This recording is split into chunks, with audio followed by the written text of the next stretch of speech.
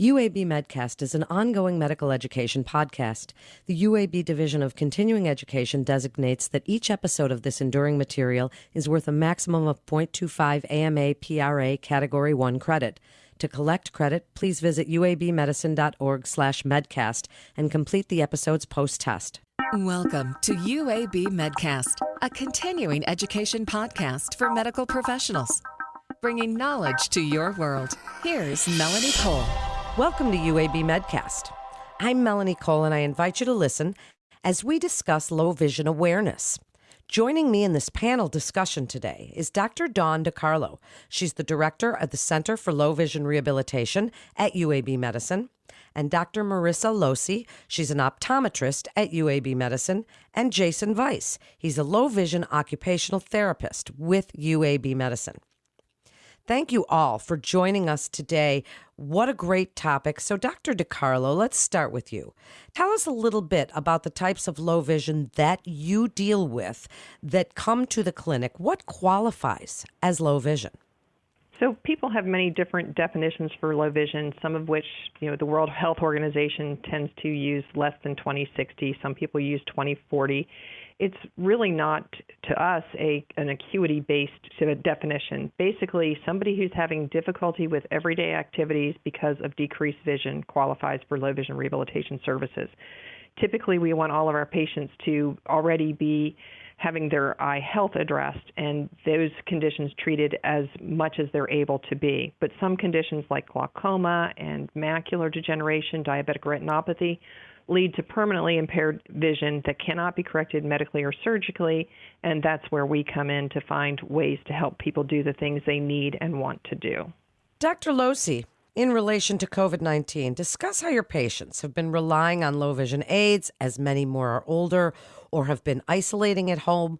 How have delays to get patients in for treatment impacted their vision in a measurable way? What are some of the challenges you've run into with this pandemic?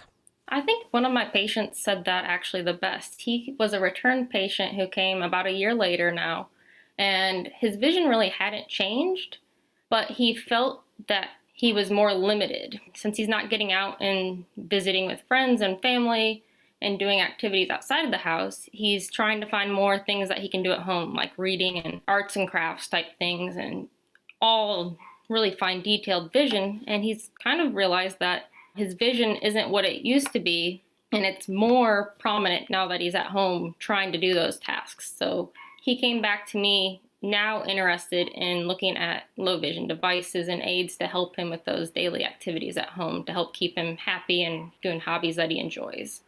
I just wanted to add that there is also a significant impact on the low vision population who are particularly already at risk for depression. So the impact on their mental health in dealing with low vision and the lack of participation in the activities they want to do has been pretty significant. Jason, I'd like you to expand on that because I was going to ask you that question anyway. So tell us a little bit about the emotional impact the pandemic has had on patients with vision issues. Really, what have you been seeing, and how have you been able to help them with these kind of emotional, psychosocial, mental health issues?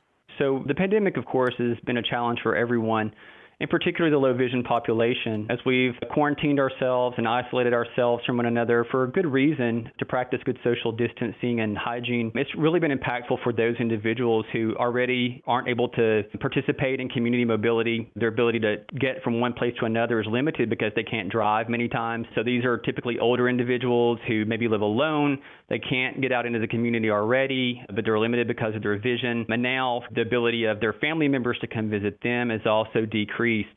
There's also been a significant impact on their ability to participate in activities of daily living. So their ability to care for themselves, to do things like prepare a meal or to manage their finances or even leisure activities like read a book is already significantly impacted. And so how they cope with the pandemic is different than how we may cope with the pandemic, just in that they can't do everyday enjoyable tasks that we are able to do within our own homes. They have nothing to turn to because of their vision.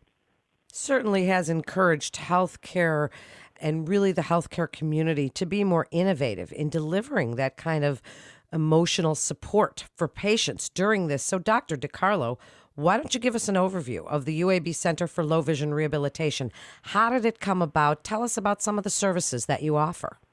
So the center itself was formed back in 2002 as a joint effort between the School of Optometry and the School of Medicine. It was created because the Eyesight Foundation of Alabama, which was at the time known as the Alabama Eyesight Foundation, was conducted a needs survey. And that needs survey showed that the biggest unmet eye care need in Alabama was for low vision rehabilitation services. So they were invested in helping us getting going. And so the center's been in existence for 18 or so years. It's really important to us that we have a multidisciplinary approach to care. So initially a patient is seen by an optometrist. We have had ophthalmologists that specialize in vision rehabilitation, but ophthalmologists are surgically trained and most of them do not want to do this non-surgical subspecialty. So it's mostly optometrists that provide this care. So we have optometrists, we also have occupational therapists, and we work with different state agencies. And the state agencies that work with providing services to people who are blind or visually impaired vary pretty greatly throughout the country. In our state, we work very closely with those providers who are located throughout our state. And we work with other resources like the National Library of Congress has free talking books that can be sent to patients, which I think has been a godsend for some of our patients during the pandemic. We also, in our department, have a group that works on looking at psychosocial aspects, and they have a support group which is going to start meeting virtually. I think they were hoping to get back to in person, but since we don't know when that's going to be now, they've started virtual meetings, so we work with them and we refer patients to their licensed clinical therapist. So we have all three of those components, and we do work with ages. The youngest I've seen is about a 2-week-old baby whose parents knew the child was visually impaired, and they needed the reassurance that that child was going to be okay.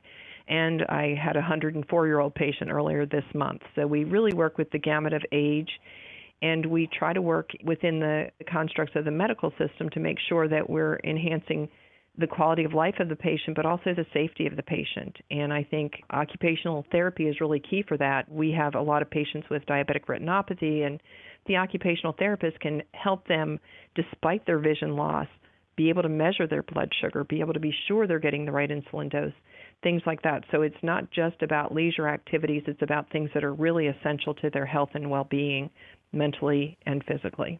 Jason, I'd like to find out what the role of OT is as a part of this care team at the center. And Dr. DiCarlo just mentioned the importance of this multidisciplinary approach. Tell us your role in this. Absolutely. I think a lot of the individuals who come into the low vision clinic have been told over the years how poor their vision is or how much vision they've lost. We really focus on teaching individuals to maximize their remaining vision, the use of the remaining vision, and if they're not able to do that, how to engage in activities using other means, whether that's through assistive technology or adaptive equipment, whether it's to learning to do a different task a different way. From occupational therapy standpoint, we really address low vision from a functional perspective. We think about participation. What can we do to help this person safely engage in an occupation, which that word to a lot of individuals is confusing because they think of their paid occupation or what they did for a living. But really what we mean is just everything that most of us want to or need to do every day could be considered an occupation. So as Dr. DiCarlo mentioned, medication management, all the way to meal preparation, being able to operate appliances in their home, financial management, reading, writing, all the way really up to driving a car. So our goal is to focus on what the patient is really most interested in and what they want to get back to doing, and developing a patient-centered plan of care to help them get back to those activities. The other thing I want to add is that because low vision rehabilitation really is rehabilitation, we do spend more time with our patients than your typical eye doctor. And if you have vision loss, it can be very intimidating and daunting. And so you're in your retina surgeon's office and he's saying, I'm going to give you an intravitreal injection of Avastin, and all of a sudden you're hearing, I'm getting a needle in my eye. That can be frightening, and you may not be thinking about the questions you want to ask about the diagnosis and the prognosis and things like that. And then that retina surgeon has to see a lot more patients a day than somebody who specializes in rehabilitation does. So by sending patients to rehabilitation specialists, the doctors providing the treatment of the underlying disease are really getting an extra bang for their buck in terms of what they're doing for their patients. That takes them less time, lets them be more efficient in their delivery of care that's so needed, and lets us spend the time explaining to them. And that helps patients accept their vision loss when we are able to explain those things to them. And moving through those stages of acceptance to vision loss is really important in being able to do the things that are important to those patients. What a great point. And Dr. Losey, what's exciting in the field right now? Tell us about some of the latest technology for visual aids and low vision. So there are a lot of new technologies as far as wearable low vision aids. A lot of it in the past has been more desktop or portable devices. These are things that you wear like glasses. They can change the contrast, they can change the size. They have a lot of cool inputs where you can connect with things, so you can even watch your Netflix right there on your low vision aid. So especially for those who are really tech savvy, there are a lot of cool new wearable devices. There are a lot of devices that are also looking at optical character recognition, and they will have cameras attached there that can read print, and it's for patients who have very little vision remaining.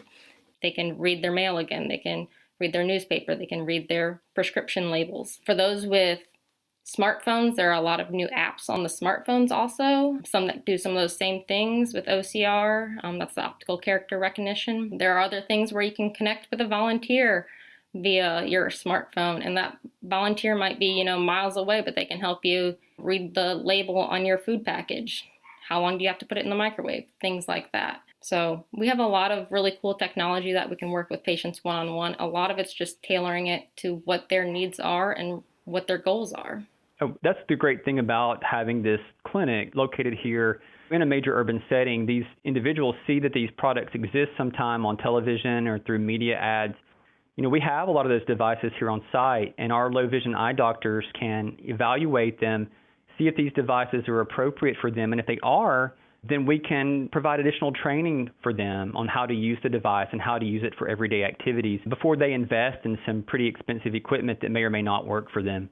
I'd like to give you each a chance for final thoughts. So, Jason, I'd like to start with you. As this pandemic has affected so much of the country and the challenges we've discussed a little bit, how have you been utilizing telemedicine? Have you been utilizing it? And how are your patients liking it from rural areas, being able to maybe, have an appointment with you? Tell us how you're utilizing it and what you see happening in the future. Do you think that you will still utilize this technology after the pandemic has cleared?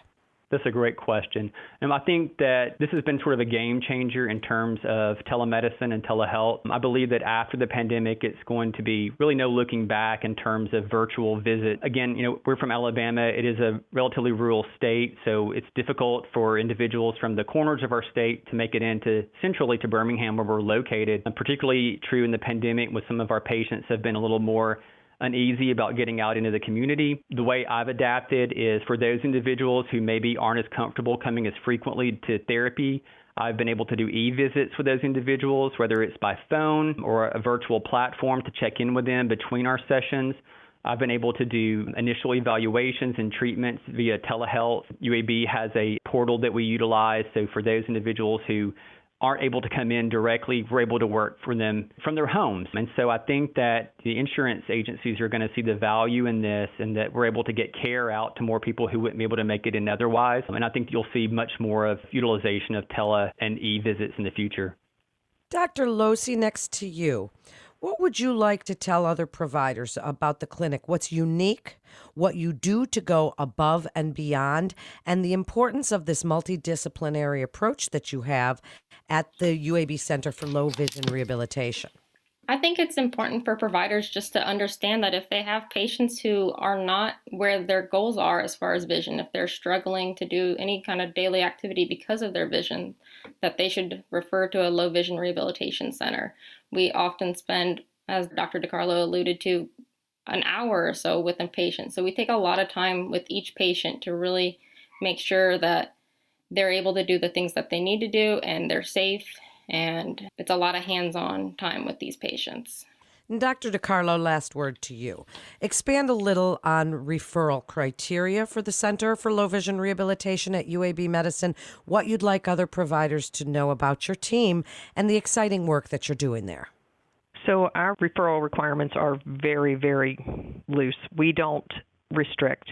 Basically, if the patient feels that their vision's not adequate, we are happy to see them. That does mean that occasionally we see people who would have been just as well served going and getting glasses somewhere else, but those are pretty few and far between. But what we tell the providers that refer patients to us is that if your patient's not able to do the things they need or want to do, go ahead and refer them. Sometimes patients, especially patients receiving the anti-VEGF medications for wet macular degeneration, will have good acuity on an eye chart, and you look and you go, well, they're reading really well on that eye chart, but they're complaining. People with macular degeneration can have scotomas in their central vision that interfere with their function despite good performance on a high contrast acuity card. They can also have impaired contrast sensitivity, which severely impacts their ability to read. And we have time to delve into how central scotomas are impacting things, how contrast sensitivity is impacting things, and we know the recommendations to make to help people get by, and not just get by, but excel at what they want to do.